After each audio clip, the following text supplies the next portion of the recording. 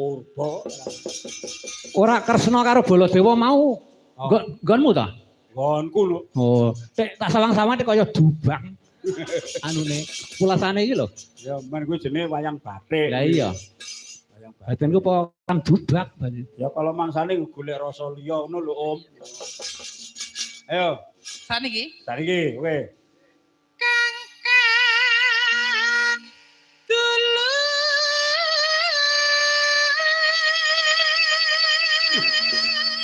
Suarane lho men dah. Niki sing elok sone, Pak. Berarti nggonku abot. Apa iya? Nggonku abot. Yo.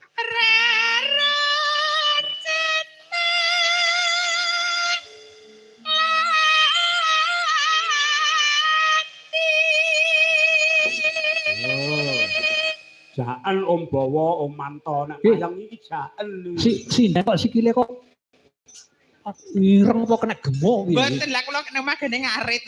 Oh.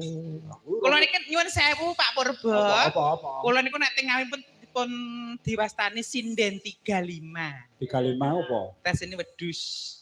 Kan kula nggih nyinden ki bakul dus barang. Oh. Nggih. Mbek. Lah kok malah keri.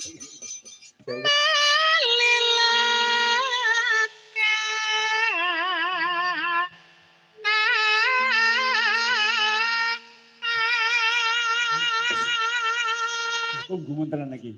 Suarane apik, dandane luwes, kebayaan kok. Ya ampun kok dodo kok ya montok banget.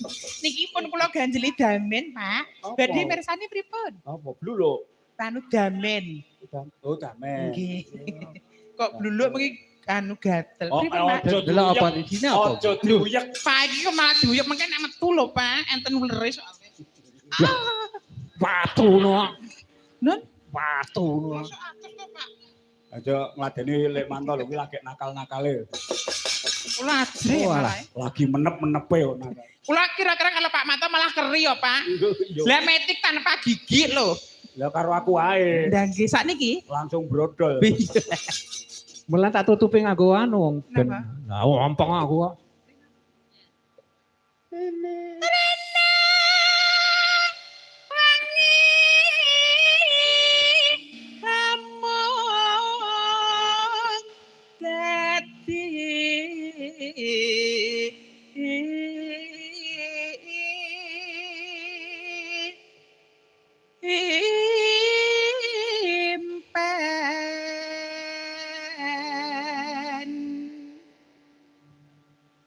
Pepuntane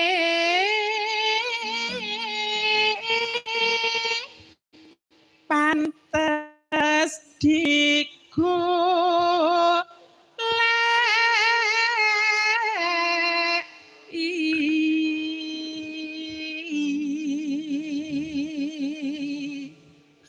Kayak ganti Mas Manto jare.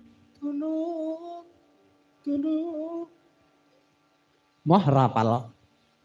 Dununge wong manis. Dununge wong manis ngono tok ampun. Cium. Kowe ae. Pripun? Kowe wae. Oke. Ya. Dununge wong. Mau malah bingung. Nah, iya ta. Modar kowe.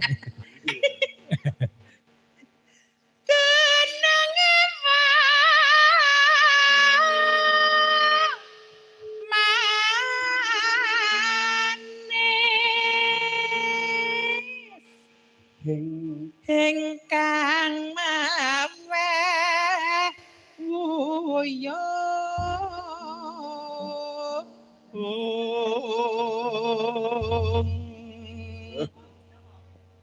Jaka.